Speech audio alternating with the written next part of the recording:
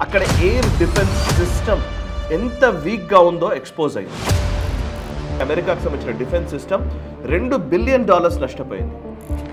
మన భారతదేశంలో S-400 air defence సిస్టమ్ని మనం సమర్థవంతంగా వినియోగించుకోగలిగాం, దాన్ని పరిరక్షించుకోగలిగాం.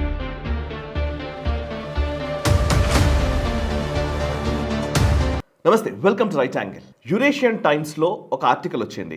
ఎయిర్ మార్షల్ అనిల్ చోప్రా గారు రాసినటువంటి ఆర్టికల్ ఇది. ఆయన రాసిన హెడ్లైన్ నేను చదువుతున్నాను. US lost third but India's S-400 held firm. IAF veteran explains onion skin strategy to fight hard kill strikes అని. ఇదేంటంటే ఇప్పుడు ప్రస్తుతం పశ్చిమాసియాలో యుద్ధం జరుగుతోంది. ఈ యుద్ధం నేపథ్యంలో ఇరాన్ పైన ఇజ్రాయెల్, అమెరికాలు కలిసి స్ట్రైక్స్ చేశాయి. అండ్ ఆ దేశంలోని కీలక నాయకులని, సుప్రీం లీడర్ ఖమైనీ సహా అందరినీ హతమార్చాయి. ఇరాన్ దానికి రిటాలియేట్ చేస్తూ ప్రతిగా గల్ఫ్ దేశాలన్నిటిపైన బాంబుల వర్షం కురిపించింది, మిజైల్స్తో అటాక్ చేసింది, డ్రోన్ల వర్షం కురిపించింది. దీంట్లో నిజానికి గల్ఫ్ దేశాల్లో ఉన్నటువంటి సెంట్రల్ కమాండ్ అంటారు, అమెరికాకు సంబంధించి సెంట్రల్ కమాండ్ ఉన్నటువంటి మేజర్ ఎయిర్ బేసెస్ కానివ్వండి, మిలిటరీ బేసెస్ కానివ్వండి, టార్గెట్ చేసుకొని మరీ అటాక్ చేశారు. ఈ టార్గెట్లో అక్కడ ఎయిర్ డిఫెన్స్ సిస్టమ్ ఎంత వీక్గా ఉందో ఎక్స్పోజ్ అయింది. దీన్ని ఆయన ఆపరేషన్ సింధూర్తో కంపేర్ చేస్తూ ఈ ఆర్టికల్ రాశారు ఎయిర్ మార్షల్ అనిల్ చోప్రా గారు. ఇందులో కీలకమైన విషయాలు ఏంటంటే థర్డ్ రేడార్ సిస్టమ్ ఉంటుంది, ఎయిర్ డిఫెన్స్ సిస్టమ్. అది దాన్ని ఏమంటారంటే THAAD, terminal high altitude air defence అని అర్థం. ఇది అమెరికాకు సంబంధించినటువంటి ఒక దుర్భేద్యమైనటువంటి ఎయిర్ డిఫెన్స్ సిస్టమ్. ఇది ఎంతటి మిజైల్ అటాక్స్ అయినా సరే ఇది ఆపగలదు, నిలువరించగలదు. కానీ ఇరాన్ ఆ థర్డ్ సిస్టమ్ని ధ్వంసం చేయగలిగింది. ఇందులో ఇప్పుడు ఈ 4 రోజుల్లో మొదటి 4 రోజుల్లో ఇరాన్ వార్ జరిగినటువంటి మొదటి 4 రోజుల్లో సుమారు $2 బిలియన్ నష్టపరిచే విధంగా, అంటే అమెరికాకు సంబంధించిన డిఫెన్స్ సిస్టమ్ $2 బిలియన్ నష్టపోయింది. మిగతా లాజిస్టిక్స్ వేరు, బట్ ఎయిర్ డిఫెన్స్ సిస్టమే, ఓన్లీ డిఫెన్స్ సిస్టమే $2 బిలియన్ వరకు నష్టపోయిందంట. అండ్ అందులోనూ ఇప్పుడు ఈ ప్రస్తుతం ఈ సందర్భాల్లో ముఖ్యంగా సీడ్ అంటారు, SEAD అంటే suppression of enemy air defence అని దాని అర్థం. ప్రతి యుద్ధంలో కూడా ముందు అటాక్ చేయడం ఒక లెక్క, అండ్ మనని మనం డిఫెన్స్ చేసుకోవడం ఇంకో లెక్క.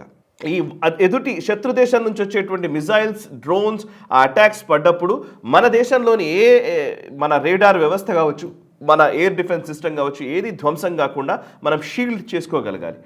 ఫస్ట్ మన భూభాగంలోని మన ప్రజలకు ఎయిర్ డిఫెన్స్ ఇవ్వడం, వాళ్ళని డిఫెన్స్ చేయడం ఒక లెక్క అయితే, అసలు యాక్చువల్ ఏదైతే డిఫెన్స్ సిస్టమ్ ఉంటుందో దాన్నే ధ్వంసం చేయడానికి శత్రు దేశాలు ప్రయత్నం చేస్తాయి. కాబట్టి ఆ పర్టికులర్ ఎయిర్ డిఫెన్స్ సిస్టమ్ని కూడా జాగ్రత్తగా ఉంచుకోవడం అనేది చాలా కీలకం. ఇక్కడ S-400, మన భారతదేశంలో S-400 ఎయిర్ డిఫెన్స్ సిస్టమ్ని మనం సమర్థవంతంగా వినియోగించుకోగలిగాం, దాన్ని పరిరక్షించుకోగలిగాం. ఎప్పుడు కూడా శత్రు దేశాలు ఏం చేస్తాయంటే, శత్రు దేశాలైన ఏ దేశమైనా కానీ యుద్ధం చేసేటప్పుడు, ఇప్పుడు ఇరాన్ మీద అటాక్ చేస్తున్నారంటే ముందు వాళ్ళ ఎయిర్ డిఫెన్స్ని, వాళ్ళ రేడార్ వ్యవస్థని, వాళ్ళ కమ్యూనికేషన్ వ్యవస్థని ధ్వంసం చేస్తారు. సో దట్ ఆ ఎయిర్ స్పేస్ మొత్తం మన కంట్రోల్లోకి వస్తుంది, ఆ పర్టికులర్ దేశానికి సంబంధించిన కంట్రోల్లోకి వస్తుంది. అప్పుడు ఇష్టం వచ్చినట్టు అటాక్ చేస్తారు.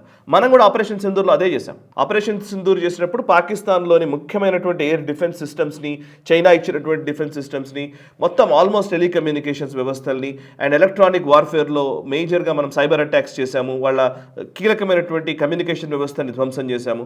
సో దట్ వాళ్ళు తిరిగి అటాక్ చేయకుండా ఆ ఎయిర్ స్పేస్ మనకు ఫ్రీగా, మనం ఎప్పుడంటే మనం ఎలాగైతే అలాగ వినియోగించుకునే విధంగా మనకు ఎయిర్ స్పేస్ దొరుకుతుంది. సో ఫస్ట్ మనం ఆ డిఫెన్స్ సిస్టమ్ని కొలాప్స్ చేశాం కాబట్టి సో వాళ్ళు ఏమి రిటాలియేట్ చేయడానికి అవకాశం ఉండదు. అలాగే అమెరికా కూడా చేసింది. సో మన దగ్గర కూడా మనం చేసిన వాటిలో స్కాల్ప్ క్రూజ్ మిజైల్స్ వాడాము, బ్రహ్మోస్ని వాడాము, అండ్ క్రిస్టల్ మేజ్ మిజైల్స్ వాడాము.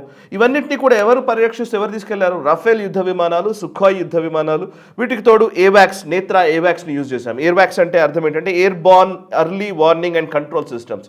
అంటే రఫేల్ కానీ సుఖాయ్ కానీ వెళ్ళి ఆ దేశంలోని ముఖ్యమైన స్థావరాలని కొట్టాలి అని అంటే కనుక మనం ఏవాక్స్ని యూజ్ చేస్తాం. అంటే ఇది మూవింగ్ రేడార్ అన్నట్టు, అంటే ఫ్లై చేస్తున్నటువంటి రేడార్, అంటే గాల్లోనే ఉంటూ ఈ పర్టికులర్ శత్రు దేశాలకు సంబంధించినటువంటి అనుపానుల్ని, సర్వీలియన్స్ని, వీటన్నిటినీ కూడా ఎప్పటికప్పుడు సమాచారం చేరవేస్తూ ఈ ఫైటర్ జెట్స్కి ఒక సపోర్టివ్గా నిలబడుతుంది ఈ ఏవాక్స్ అనేది. సో మనం ఈ ఏవాక్స్ని యూజ్ చేసి మనం వాళ్ళని ధ్వంసం చేసాం.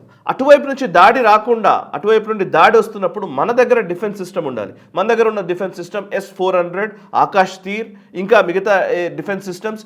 అవి కాక మన ఫైటర్ జెట్స్ వెయిట్ వెయిట్ చేస్తూ ఉంటాయన్నమాట. ఎవరైనా ఫైటర్ జెట్స్లో పాకిస్తాన్ నుంచి వస్తున్నారంటే వాటిని అటాక్ చేయడానికి, వాటిని లాక్ చేసి మనం అటాక్ చేయడానికి డాగ్ ఫైట్స్ అంటారు వాటిని. అలాంటి చేయడానికి మనం 3 రకాలుగా ఒక రకంగా చెప్పాలంటే ఆనియన్ స్కిన్ స్ట్రాటజీ అని ఇప్పుడు ఎయిర్ మార్షల్ అనిల్ చోప్రా చెప్పినట్టు. ఆనియన్ స్కిన్ స్ట్రాటజీ అంటే ఎన్ని పొరలు ఉంటాయి, చాలా పొరలు ఉంటాయి కదా ఆనియన్కి, ఉల్లిపాయకి. సో అట్లా రకరకాల పద్ధతుల్లో long range, medium range, short range, and అది కాక ఫైటర్ జెట్స్, ఇట్లా ఒక సిస్టమ్ని మనం ఏర్పాటు చేసుకున్నాము. అదే విధంగా మనం పాకిస్తాన్ని నిలువరించగలిగాం వాళ్ళు అటాక్ చేస్తుంటే, అండ్ వాళ్ళ స్థావరాలని ధ్వంసం చేయగలిగాం. మనం S-400 మీద మరి వాళ్ళు కూడా అటాక్ చేయడానికి ట్రై చేశారు కదా అని అంటే కనుక S-400 మీద వాళ్ళు అటాక్ చేయడానికి ట్రై చేస్తే మనం మూవ్ అవుతూ వెళ్ళిపోయాం. కానీ మరి వాళ్ళు ఎందుకు, అమెరికా ఎందుకు థాడ్ని కోల్పోయింది, మనం ఎందుకు S-400ని కోల్పోలేకపోయాం అన్న దగ్గరే అసలు సమస్య వస్తుంది. సో థాడ్ వ్యవస్థ నేను కొన్ని డీటెయిల్స్ చెప్తాను, ఎక్కడెక్కడ వాళ్ళు ధ్వంసం చేశారు, ఎక్కడెక్కడ వాళ్ళు కోల్పోయారని చెప్తాను. ఫస్ట్ ఆఫ్ ఆల్ ఖతార్లో అల్ ఉదేద్ ఎయిర్ బేస్ ఉంది, అమెరికాకి సంబంధించిన ఎయిర్ బేస్. అక్కడ ఉన్నటువంటి అర్లీ వార్నింగ్ రేడార్ ఉంటుంది, AN/FPS 132 అంటారు, అది రేడార్ టైప్ అది. So early warning radar system ఉంది, దాన్ని ఇరాన్ మిజైల్స్తో ధ్వంసం చేసింది. దాని కాస్ట్ వచ్చి ఒకే ఒక ఖతార్లోని ఎయిర్ బేస్లో ఉన్నటువంటి రేడార్ సిస్టమ్ కాస్ట్ $1.1 బిలియన్, అంటే సుమారు 10,000 కోట్ల వరకు ఉంటుంది. 8,000 నుంచి 9,000 కోట్ల వరకు ఉంటుంది. సో $90 డాలర్ కాస్ట్ అనుకుంటే కనుక 10,000 కోట్ల వరకు ఉంటుంది. $1.1 బిలియన్ అంటే 10,000 crores కాస్ట్ని ఒకే వేటుతో, ఒక మిజైల్తో ధ్వంసం చేయగలిగింది ఇరాన్. ఇంకోవైపు బహ్రెయిన్లో కూడా అట్లాంటి స్ట్రైకే చేశారు. మనామాలో ఉన్నటువంటి US navy 5th fleet head quarters ఉన్నాయి మనామాలో, బహ్రెయిన్లో. దాన్ని డ్యామేజ్ చేస్తే 2 శాటిలైట్ కమ్యూనికేషన్ టెర్మినల్స్ని డిస్ట్రాయ్ చేసింది Iran, and multiple buildings damage అయిపోయాయి.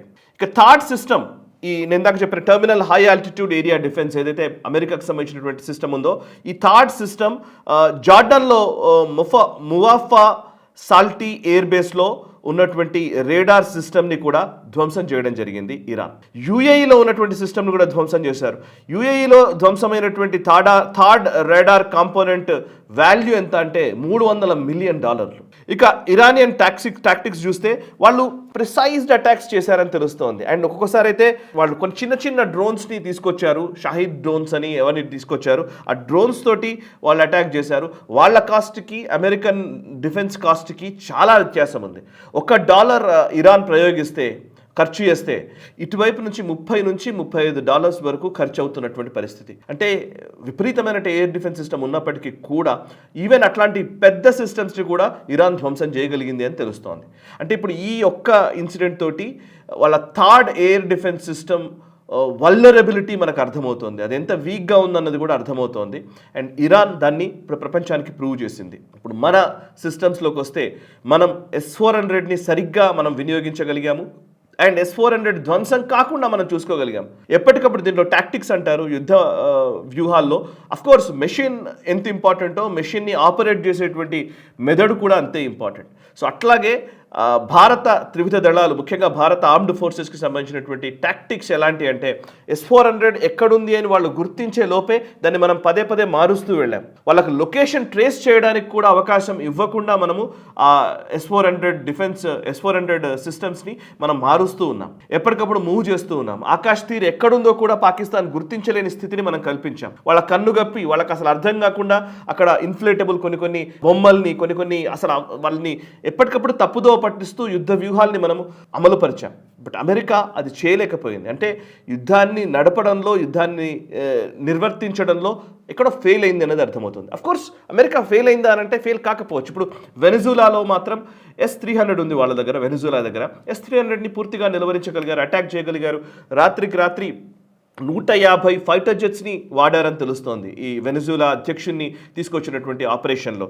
ఆపరేషన్ పేరు కూడా ఆపరేషన్ అబ్సల్యూట్ రిజాల్వ్, దాని పేరు. వెనిజులా అధ్యక్షుడు నికోలస్ మదూరోని తీసుకొచ్చిన టైంలో 150 ఫైటర్ జెట్స్ని యూజ్ చేశారు, S-300ని ధ్వంసం చేశారు. అక్కడ అసలు కమ్యూనికేషన్ వ్యవస్థను మొత్తం ఎలక్ట్రానిక్ వార్ఫేర్ని ఉపయోగించి జామ్ చేసి, సిగ్నల్ జామింగ్ చేసి మొత్తానికి అధ్యక్షుడిని తీసుకురాగలిగారు. ఇక్కడ కూడా స్ట్రైకింగ్ క్యాపబిలిటీస్లో అమెరికాకి ఏం తిరుగులేదు, అండ్ ఇజ్రాయెల్కి తిరుగులేదు. బట్ డిఫెన్స్ క్యాపబిలిటీస్లోనే సమస్యలు వస్తున్నాయి. అటాక్ చేయడం ఓకే, కానీ తనను తాను డిఫెన్స్ చేసుకునే విషయంలోనే ఈ గల్ఫ్ దేశాలు ఇబ్బంది పడ్డ పరిస్థితి. సుమారు $2 బిలియన్ దాకా ఇప్పుడు ఎక్విప్మెంట్ నష్టపోయినట్టుగా తెలుస్తుంది. అది కేవలం ప్రాథమిక అంచనా, మొదటి 3-4 రోజుల్లోనే. ఇంకా ఎంత నష్టపోయారో తెలియదు. సో అది ఆ నంబర్స్ రావాల్సింది ఉంది. సో నేను చెప్పాలనుకునేది ఏంటంటే, ఏది ఏమైనా భారత త్రివిధ దళాలు అంటే మనము తక్కువ వనరులు ఉన్నప్పుడు కూడా మనం విజయాలు సాధించాం.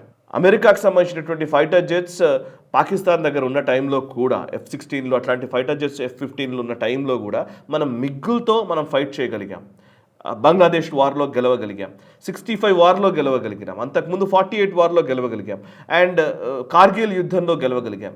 ఇప్పుడు మొన్న జరిగినటువంటి ఆపరేషన్ సింధూర్లో కూడా మనం గెలిచాం. Abhinandan Varthaman second generation fighter jet మిగ్తో 4th జనరేషన్ ఫైటర్ జెట్ అయినటువంటి F-16ని కూల్చారు అభినందన్ వర్ధమాన్ గారు. సో త్రివిధ దళాల శక్తి సామర్థ్యాల విషయంలో అనుమానం అక్కర్లేదు. మన భారత సైన్యం చాలా అద్భుతంగా పనిచేస్తోంది. అండ్ ఇప్పుడు ఈ వెస్ట్ ఏషియా వార్ తోటి ఆపరేషన్ సింధూర్ ఎంత విజయవంతంగా మనం నిర్వర్తించామనేది కూడా ఇప్పుడు ప్రూవ్ అయింది. అండ్ ఈ విషయమే కాదు, ఈవెన్ ఉక్రెయిన్ విషయంలో కూడా రష్యా అట్లాగే ప్రాబ్లమ్స్ ఫేస్ చేసింది. యుక్రెయిన్ చాలా వరకు రష్యాను నిలువరించగలిగింది అక్కడ కూడా. అందుకే యుద్ధం చాలా తక్కువ టైంలో క్లోజ్ కాలేదు. ఈవెన్ ఇప్పుడు కూడా ఇరాన్ని పూర్తిగా క్లోజ్ చేయలేకపోతోంది అమెరికా. సో అంటే అర్థం ఏంటి అని అంటే, భారత్ అనుకున్న లక్ష్యాల్ని సాధించడానికి తగినటువంటి వనరులు మనకు ఇస్తే మన త్రివిధ దళాలు అద్భుతాలు సృష్టిస్తాయి. మన శాస్త్ర సాంకేతిక పరిజ్ఞానానికి సంబంధించి మన శాస్త్రవేత్తలు కూడా అద్భుతాలు సృష్టించగలరు అతి తక్కువ వనరులతోనే. వాళ్ళందరికీ సెల్యూట్ చేద్దాం. ఈ వీడియోను లైక్ చేయండి, 10 మందికి షేర్ చేయండి, కమెంట్స్ ద్వారా మీ అభిప్రాయాలు మాతో పంచుకోండి. మనసా వాచా కర్మణ, దేశహితం కోసం నేషనల్ స్టార్. ఈ వీడియో మీకు నచ్చినట్టయితే లైక్ చేయండి, 10 మందికి షేర్ చేయండి, అలాగే కామెంట్ల రూపంలో మీ అభిప్రాయాలను మాతో పంచుకోండి. Nationalist hub group of channels ను సబ్స్క్రైబ్ చేసుకుని తెలుగునాట జాతీయవాద జర్నలిజాన్ని ప్రోత్సహించండి. ఈ వీడియో కింద ఉన్న బెల్ ఐకాన్ పై క్లిక్ చేయడం మర్చిపోవద్దు.